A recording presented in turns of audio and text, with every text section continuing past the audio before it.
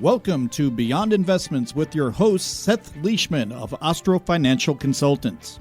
Information provided is for illustrative purposes only and does not constitute investment, tax, or legal advice. Information has been obtained from sources that are deemed to be reliable, but its accuracy and completeness are not guaranteed.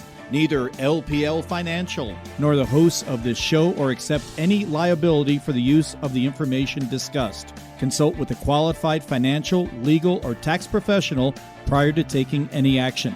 Securities offered through LPL Financial, member FINRA SIPC. Investment advice offered through Ostrofe Financial Consultants, a registered investment advisor and separate entity from LPL Financial. Today's guest, Rick Fisher, is a financial advisor with Ostrofe Financial Consultants, National Planning member SIPC. And now, Beyond Investments, here's your host, Seth Leishman. Good morning. Welcome to Beyond Investments here on News Talk KNCO AM 830. This is Seth Leishman and Rick Fisher from Ostrofe Financial here. Good morning, folks. Another beautiful Nevada County day. I don't know. Today, yes. Today was beautiful. Yesterday was a little overcast, but today was a very nice day. Yes. The little tropical storm or hurricane, whatever they called it, came through. Got a little bit of rain. Okay. Just enough, right? I wasn't here for that. My wife and I were down in San Diego over the weekend. Oh, that's right. Yes. Did you even get more rain than we did up here? Well, this is the funny thing. So we go down there. We went down to a conference. Yep. First time we got to this conference, and I mean, we both lived in San Diego, and we didn't even know this place existed. It was called the Paradise Point. It's kind of tucked in. It's been there for like 60 years. Oh, wow. But we went there and had this nice conference, and the buzz through the conference. So they had these typical conference with very packed schedule. You start at breakfast, you have your talks, your breakout sessions. They give you like maybe 15-minute break, and then you're back at it. Oh, yeah. So all of a sudden, they started having to change things because of this. At the time, it was considered a hurricane. I think they just went from class 3 to class 4. Anyways. So, but the weather seemed to be really nice. So we were just kind of waiting. And we're looking on our phones, and you can see the pattern. And where we are, it's just like this little opening. So everything to the east is green and yellow, and everything to the west. But this little strip, so it was just like totally missed. Very interesting. We did get some rain, but it was a typical, you usually don't get rain in late August in San Diego, but it was little rain. It was from our standpoint, it was a nothing burger. Right, of course. But we know that like people in Palm Springs and some, so hopefully everyone got hurt, but it was just weird. Yeah. But Southwest canceled our flights. We were supposed to fly home on Sunday. Yeah. So when on Saturday, we're trying to check in, and they say, no, all their flights have been canceled. We met another couple who also flew out of Sacramento, but they flew out on Alaska. Alaska didn't cancel their flights. Because they're not babies. I'm just kidding. When we're trying to rebook them, Eva rebooks hers and gets on at 4 o'clock, and then these other alternatives. And then I get 2 minutes later, the 4 o'clock is already booked. Whoa. I get a 6 o'clock, so I go to 6 o'clock, and I was like, well, it's 2 hours difference, and okay, I'll try again. And then the 6 o'clock was gone, and it was like, they're going to take you to Utah, and then it's one of these. So I said, it's okay, Eva. I can wait for you 2 hours. You can wait for me. Right. The next day, she said, well, just try it again. So try it, call. It's like a 3-hour wait on the phone, and you can't do it on the phone. Oh, man. Finally, we get through, and they say, well, you could go with a standby. Right, you can go standby. But you can only do that at the gate. Of course. So then when Eva said, just try it one more time. Tried it one more time, and the 4 o'clock flight was available, so I changed my flight to the 4 o'clock flight. Oh, fantastic. And it was weird because usually they say you get there 2 hours early. Yeah. So we had my sister-in-law dropped us off, and we were there at 2 o'clock for a 4 o'clock flight. He just almost walked on. They didn't even look at the boarding pass until the gate. They just look for our ID. And I go, so the TSA pre-check really is not helping me here. Right. Because you're not looking at my... Not even looking at the boarding pass. But interesting. You didn't, again, we basically walked right through. It was pretty easy. So that's pretty easy. Okay. But we got a little rain. It was nice to get a little rain. It was really nice, well, we could up use here. it. I mean, I know there was a fire. I don't know how the fire in Washington. Fire in Washington. Luckily, it really kind of was contained by the time the rain came. But I know that's totally helpful. Yeah. Getting some rain up there is obviously very, very helpful. But I saw a couple pictures online of your beloved Dodger Stadium after the rain. You know what's very strange? Looks like a lot of water there. It's, you know what? This, I hate to be conspiratorial, but yes, when I first saw the picture, I was shocked. Yes. And it looks like there's water. And I was saying, well, it's in a ravine. That makes sense. But the way it looked, right. And then I was reading, they were saying, well, no, it's an optical illusion. Oh, that makes sense. And so I don't really know to this day, after I did some research, I don't know if it really flooded or not. Yeah. That picture certainly made it look like it did. And then there was another from the New York Times showing that it's all nice and clear. I don't know. They could have taken that picture a week ago. Oh, absolutely. So easily. I still, to this day, do not know if it flooded or not. It would be very strange. I don't know why you would hide it. But, I don't know why. Yeah, it doesn't make sense. But I don't understand the whole optical illusion thing. Anyways, true. So, but I guess let's dive into some trivia. Okay. So for the week of August 23rd, starting in 1999, I think you know where this is going. Mm-hmm. The New York Stock Exchange seat changes hands for the record price of $2.65 million. Wow. I'm sure a seat's a lot more expensive than that today. Oh, yeah. 1982, going back a little ways, with the Dow Jones Industrial Average up more than 10% in the past few days. Has a bull market began?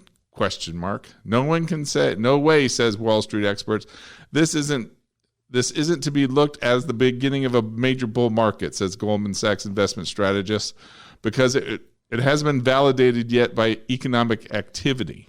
Oh. Well, obviously, we know that that's not true. So, anyway, so the Dow, let's see. In reality, the Dow never again comes within a country mile of the 777 level, and one of the greatest bull markets in history is already charging ahead. So, this is from... what's his name again? Jason Zweig. Thank you. One stay out of trouble. You're welcome. 1976, Vanguard launches the first index investment trust, the first retail index fund, to howls of derision. As Fidelity Chairman Edward C. Johnson III says that day, quote, "The name of the game is to do the best, and I can't conceive of investment managers not even trying to do better than average. Today known as the Vanguard 500 Index Fund, it is now the largest mutual fund in the world." Yeah. So now we go back to 1940, where President Franklin D. Roosevelt signs into law the Investment Company Act of 1940, which everyone in our industry knows all about. You get tested on that when you get our licenses. That's right. Which limits the amount of money a mutual fund can borrow, restricts its ability to invest in securities underwritten by its brokers, and reduces the potential for conflicts of interest. As he signs the bill, Roosevelt declares, quote, "We have come a long way since the bleak days of 1929. I have great hopes that the act which I have signed today will enable the investment trust industry to fulfill its basic purpose as a vehicle to diversify the small investor's risk," which it has. So it's one of the things I agree with Roosevelt on. Absolutely. Let's see. Moving into sports, 1936, 17 years old. Ooh. Cleveland Indians future Hall of Fame pitcher Bob Feller debuts in his first major league game. Can you imagine being 17? I mean, 17. When kids make the majors at 20 or 22, it's considered really young. But 17, really young, yeah. Guess what he did? Struck out 15 St. Louis Browns in a 4-1 win. Oh my! So goodness, in his debut at 17. And he was a fastball thrower. Yes, yeah, big time. Struck out 15 batters. And that was the St. Louis Browns, which is never a good team, but still, 15 batters in your debut. Yeah. 1947, first Baseball Little League World Series in Williamsport, Pennsylvania. Maynard Midgets beat Lock Haven All-Stars 16-7. Pretty sure the Maynard Midgets had to change their name a long time ago. Yeah, I'm going to go with yes. Okay, 1964. St. Louis Cardinals are 11 games back in the National League. Okay. What do you think happened? So at this time in this season, you're 11 games back. I mean, they're practically giving up because there's not a whole lot of – we're running out of time to catch up. Right. Well, they go on to win the Baseball World Series against the Yankees 4-3. After 11 games back in late August. Wow. Yeah, but they had Bob Gibson. They had a lot of good players back then. I mean, Bob Gibson, that guy could throw. Yeah. 1970, Roberto Clemente compiles his record 2 straight 5-hit games. Wow. That's record, second straight 5-hit game. 1992, Dennis Eckersley, who previously set the record for most consecutive saves at 40, which has been passed by Eric Gagne, right, is the first pitcher to record 40 saves in 4 different seasons. Wow. Yeah. In 1993, Fred McGriff and David Justice of the Atlanta Braves at the time are sixth to hit back-to-back home runs twice in one game. It's like deja vu the next time. Yes. Back-to-back rarely happens, but twice in one game with the same players. With the same players. Wow. Moving on to music, we got 1969, the Rolling Stones started a 4-week run at #1 on the U.S. singles chart with Honky Tonk Woman. Most people know that song. The group's 5th U.S. #1 hit. The song, written by Mick Jagger and Keith Richards, was inspired by Brazilian gauchos at the ranch where Jagger and Richards were staying in Matau, São Paulo. 1966, the Beatles were #1 on the UK charts with the double-sided Yellow Submarine Eleanor Rigby, the group's 11th #1. Paul McCartney said he came up with the name Eleanor from the actress Eleanor Braun, who had starred with the Beatles in the film Help. Rigby came from the name of the store in Bristol, which was served wine and spirits. And then 1990, East and West Germany announced they will reunite on October 3rd. Oh, okay. Nice. They had that wall thing. Yes. For all those years. All those years, a little bit. It came crumbling down, thank goodness. But now, your kids are back in school, correct? Yes, fully.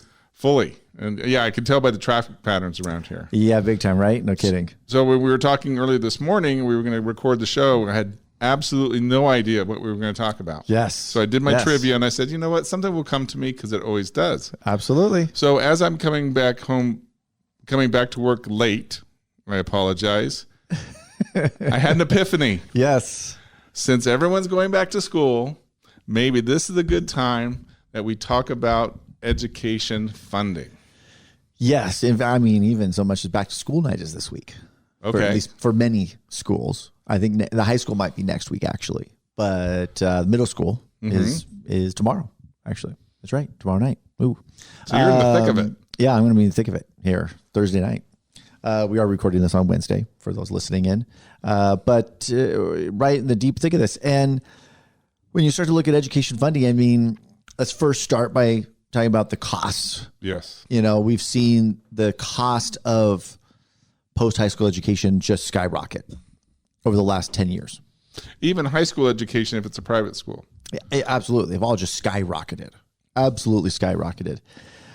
And when we think about the various avenues and mechanisms and strategies and programs and all that kind of good stuff around funding, around saving for, we'll bring up, let's start by bringing up one of the largest ones that's out there, which is what is called the 529 plan. Right. Now, 529 plan are unique. They are, each state has one chosen kind of sponsor, we'll call it, or vendor. Yeah, generally a mutual fund company, or so Vanguard is in one state. Vanguard's in like Nevada and a couple other states. And you got Fidelity does it, and Franklin does it, and what'd you say? MFS. For better or for worse, I would argue slightly, definitely more towards the worst side. California has TIAA-CREF. Right. Okay. Not my favorite. I mean, there was a reason why they got fired, and Fidelity took over. But then Fidelity gave up on California and said, we're not dealing with you people anymore. And the only one willing to take it was TIAA-CREF. So, and there are a few states, I believe there's 7, if I'm not mistaken, that do offer some tax benefits for using the state but you have to live in that state and use that state's plan. Right. So just to kind of back up a little, one of the nice things about these flexible plans is that you can live in one state. Yep. Use another state's plan. Correct. And then have your child go to yet another state. That is correct. So generally the only reason that you would use use your own state's plan is if your state, which California is not one of the states. No, it is not. Gives you state tax breaks to keep it in California. Keep it in California. There are states that do that. So if you live in one of those states, you should use a state's plan. Yeah. I don't know if they have a restriction on it. Probably is a prepaid plan where your son or daughter would have to go to school in that state. So it'd be very Some are. One of the best ones is North Carolina. If you live in North Carolina and you use the North Carolina plan, you can use the money anywhere, but they give you a tax break for using the plan against your North Carolina income tax. It's a pretty sweet deal, actually. It's a really sweet deal. It's one of the only states that does that, though. You're right. Like state of Washington and Utah, their plans are what we call prepaid tuition plan. And so you got to kind of know that your kid's going to go or grandkid's going to go to school in that state. And it also takes away really the market risk. It does. Because you are basically prepaying the tuition, which they have to freeze or just say, hey, if I've got grandkids. Yeah. So if I have a grandkid who's going to go one of those states, I got 18 years. That's right. And in 18 years, a lot can change. So it really can. It really can. So 529 plans are they're really one of the best mechanisms. All of the, a couple of the, pros and cons, right? If we're looking at the bullet points, right? Bullet points of 529 plan. One, growth is tax-free as long as it's used for that post high school education. And we can talk about the details on those expenses later. Absolutely. So you get some tax benefits for the future use, as long as you use it in the right way. It's changeable. So as you as a parent or even a grandparent, if you have a child that doesn't end up needing it or not going to school or whatever it might be, you can change. You still control the money. Yep. You are not handing this money over to a kid or grandkid. You maintain control 100% of the way. And you could change it to another child or grandchild. Yeah, the first degree relative, so up to first cousin. Correct. And as long as they're under age 30. So I did know that. Okay. Yes. Yeah. So it's really flexible. They also, I think when I was printing up the information on this, because I know the basics, but things change. They change all the time. I didn't realize that if the plan has been open for over 15 years, which obviously if you're saving for college should be. Yes. That, let's say, this is a rare occasion. So you set the plan up for Johnny when he's first born. It goes for 18 years. He either gets a scholarship or maybe he uses it, but he's got some left over. Mm-hmm. Let's say $10,000. You can roll that over to a Roth IRA. That's new. Up to $30,000. Yes, that's a new thing. I set up for my kids. I set up custodial accounts. We'll talk about those a little bit because the 529. I'm so old that the 529 hadn't come out until my younger two kids came out. They had to. Yes. But the nice thing about the custodial ones is that they were a little more flexible. Correct. You can spend it as long as it's for a nebulous child's their benefit. Their benefit. So when I sent them to Guadalajara, it was their benefit. That's when right. I bought them a computer, their benefit. It was their benefit. When I bought them a car, their benefit. So I used all that. But there was nothing left in any of them, and some of them had to take small loans out just to finish college. Yeah. So planning well ahead, and then to fund them to pay for 4-year college is a challenge. I mean, especially when you're trying to save for retirement. That's right. If you have elderly parents that you're caring for. Yeah, absolutely.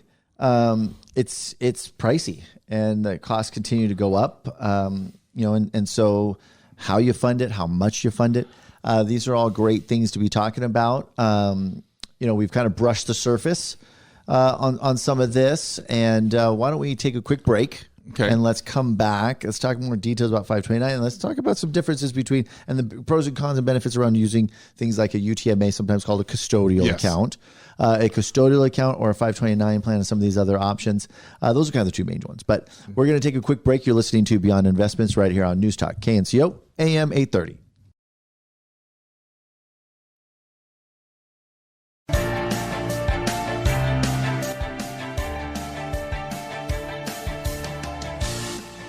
Welcome back to Beyond Investments here on News Talk KNCO AM 830.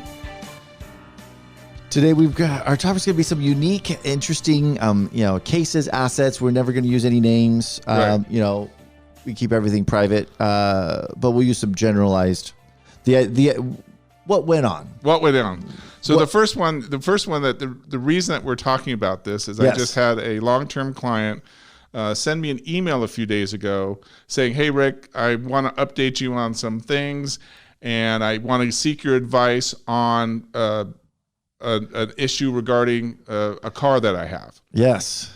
So this is a long-term client, and I remember when he first became a client, didn't have a ton of money. I mean, he had a decent rollover, and he was still working, getting ready for retirement.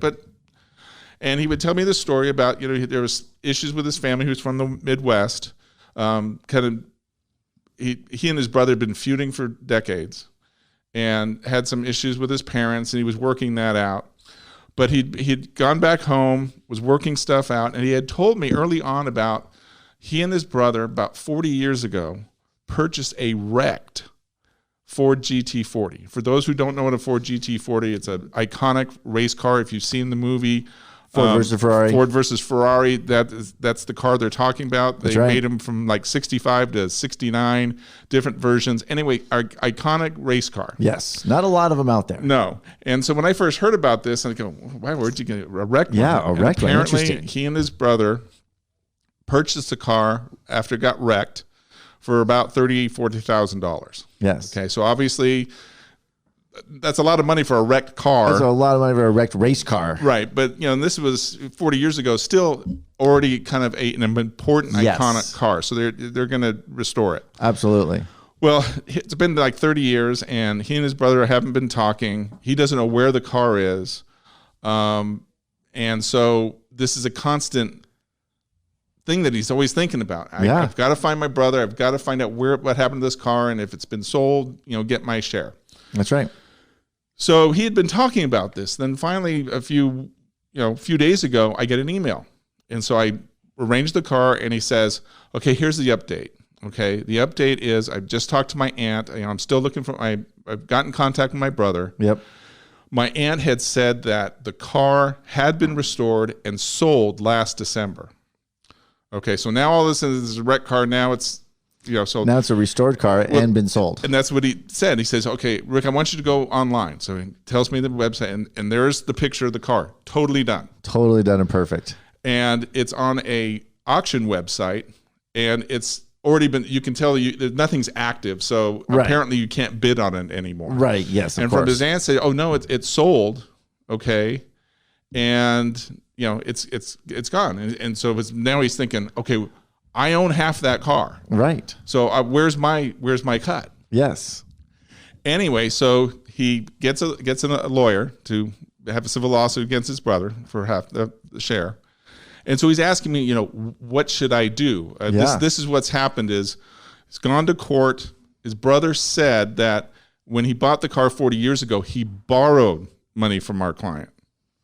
Okay. And then is now sold it. Our client pulled out kept this piece of paper that he had his brother sign all those years ago, saying that this is half mine. The consideration wasn't a loan. The consideration was half interest. Half interest in the car. Changes everything. Yes. Judge hears this. Judge is not happy with this person's brother, and the attorney's like, okay, I want out of this one. Right. I want to set out of court. We better get this thing settled. Yeah. Where our client's attorney, he's an aggressive young guy. He wants to go to court because he can see, we can get some punitive damage and all this stuff. Right. So I'm saying, okay, I need some information here. And so I said, so it has sold. How much did it sell for? $8 million. Yes. Now, when he had first mentioned this to me, but when he sent the email to me, yes, I want to do some research. Okay, how much does a GT40 go for? Yeah. Okay. Yeah. And obviously, condition. Yes. Race history. Right. There's all sorts of, so it's it's either going to be $500,000 or $8 million. Right. Okay. Big difference. Big difference.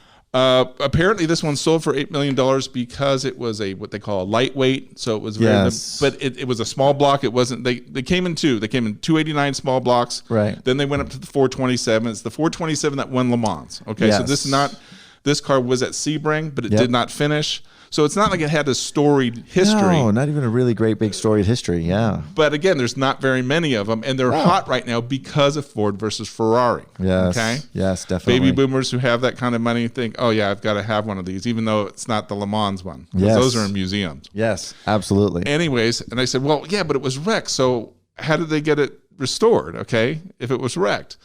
Well, apparently his brother took it to this world-renowned restorer. Yeah. And put $2 million into this car. Yes. Okay. Where his brother got the $2 million, I don't know. Yep. And don't you know if it was it cash, or did he give ownership part of the ownership to this to the restorer. We don't know that. We don't know. But I'm saying, okay. What a unique asset, though. Exactly. So if you subtract the $2 million, because obviously if his brother did spend it, he should get that money back. Of course. We're talking $6 million. Yeah. Divide by 2, but there's going to be taxes right. And so I basically advised him, said, if all this is true, you got to document this stuff. Yeah. And I would settle out of court. Yeah, and then we worked through some numbers as if you can get X amount out of this. Right. Call it. Here's your starting number. Yep. And then you negotiate from there. Yes. But you don't want to drag this out and have to do more research and due diligence. It's just going to cost you money. And, That's right. you've had zero money out of this for 40 years. So at some point you're going to have to get paid. Yes. This is the best way to do it. I don't know what's going to happen. Because then it is, okay, let's say the judge says, okay, you need to pay up whatever the amount is. Then it's collecting it. Yes. You can't get blood from a stone. If the money's been spent, you can't, Who knows? If he's been hiding assets and moving things around this long, why wouldn't he do it longer? That's right. Yes. So it's still the fact that all of a sudden this wrecked car, who I thought, okay, it's never going to be anything. Is now actually sold for $8 million. Yeah. That's quite the payday. Could be quite the payday. Yeah. I don't know what the return say. 15,000 invested 40 years ago, and let's say $1 million. Yeah. That's a pretty good return on an asset, on investment. That's for sure, especially without having to touch anything. Exactly. Another interesting was a prospect, and this happened probably been about a year. Yeah. Young couple comes in, and they said, you guys are financial planners. I said yes. They called in, wanted an intro, kind of explained our services, and they said, and they had this. Okay, so you have statements from a brokerage firm, right? A lot of times they will have the label of the company and all that, but sometimes if you get like a back office report, it will have the same information but not all the fancy stuff, right? So they have this big, thick kind of back office report, right? Statement, multiple pages, and basically saying that this is grandfather's trust. And it's being litigated, and he's entitled to part of this.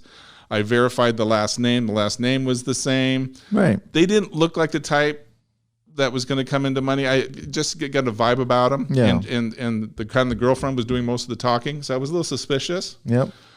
So they hand me over the statement, and I start looking at the numbers. Okay, here's the asset. I know that asset.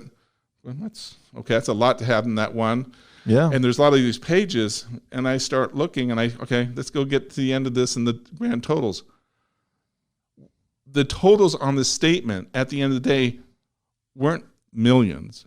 They were billions. Oh, dear. Yes. And I'm going, this is not fake. This is a real statement. So there's something here. Yeah. So I said, and they said, well, can you represent us? This right now, I need to talk to your attorney. Yeah. I need to find out where this all stands before we can open up any accounts and all that. And so he said, give me your attorney or go talk to your attorney, have your attorney call me, and we will set something up. Didn't hear from him. Yeah. Figured, okay, whatever. So they come back a few months later, same thing. Things have progressed, but I said, I need to talk to your attorney. Yeah. I need to know how to set this up, what you're entitled to, all of that. Yeah. And I hadn't seen him. So I don't know what ever happened to it. Yeah. But you don't see, stock statements with billions on them. Yes. I mean, I had to double and triple check. 10 figures. Yeah. So that was kind of a interesting one. As we, I'll share our last unique circumstance, unique ways of, this is more of like a unique way of, I'll say like investing and making money, we'll call it. Okay. Years ago, longtime client, was very much, had a regular full-time job, but just enjoyed aviation, enjoyed planes, had a pilot's license, but wasn't wealthy. So he didn't have, a fancy jet. He didn't, any of that kind of thing, but he enjoyed aviation. Mm-hmm. And he had a unique mindset and skill set where pretty much every time we would go into a recession, things like discretionary spending items like planes would drop in value. And people would start to offload these things because they're expensive to maintain and keep and everything else. Yeah, if you're going to tighten your belt, getting rid of the airplane that you don't use very often is probably one of the first things you're going to sell. Yeah, absolutely. So he would buy up plane during the recession.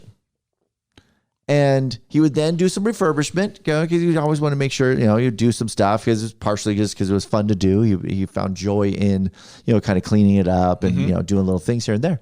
And then he would wait for the recovery and then sell the plane and flip it for quite a bit more than he paid for it. Do you know what kind of planes are these? Like little Cessnas? Are they bigger planes? So he would do a Bonanza, so decent sized little 6-seater plane. That's not a cheap plane. Not a cheap plane, even in a recession. Yeah. And he would find great deals actually. So he at one point he had bought a twin engine. I can't remember what model it was though, but it was a twin engine 6-seater for like $85,000, which is very cheap. That's very cheap. And I think he ended up selling it for like $200. Yeah. And didn't do it. It was just a flip, like a house flipper. We think about people buying a home, doing some refurbishment, and flipping it. Right. High risk, high reward. There's whole TV shows all about that. Oh, absolutely. Right. Well, he kind of did that with airplanes, and kind of unique, fun, interesting way that he made some extra money and had fun with it, and really kind of looked at it as like an investment because he would invest some dollars into it, hold it, and then turn around and sell it. Yeah, just for full disclosure, that would be considered a high risk, high Very reward. Much so. Yes. Not something we would necessarily recommend unless again you had a passion for it and you knew what you're doing, and whatever you're putting into it, you can afford to lose. Correct. Yes, because you never know what's going to happen with that kind of stuff. Yeah, too many variables. Way too many variables. Yes. Well, Rick, this has been unique and interesting. Some stories there. Just how interesting life can be and whatnot. It's been fun. We're gonna come. We'll be here next week as well with a new show. And as always, you can go to our website at ostrofefinancial.com. You can click on the news link to download or stream previous shows. You can also find us on YouTube. Although we're not videoing yet. Not yet, but we're taking our first step. We're audio on YouTube. Audio's on YouTube. And you can see at least what we look like. Yep. You may not want to, but at least you can. Pictures are on there. We're in the process there. I'm the one who has the hair. There you go. Yes. Yeah. Not so much over here. You can, and as always, you can always give us a call and you can come experience how we treat our clients, what we do, and the advice that how we work with clients at 273-4425. Come experience the difference when you think beyond investments. Bye, folks.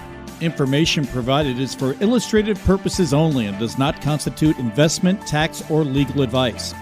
Information has been obtained from sources that are deemed to be reliable, but its accuracy and completeness are not guaranteed. Neither LPL Financial nor the hosts of this show or accept any liability for the use of the information discussed. Consult with a qualified financial, legal, or tax professional prior to taking any action. Securities offered through LPL Financial, member FINRA SIPC.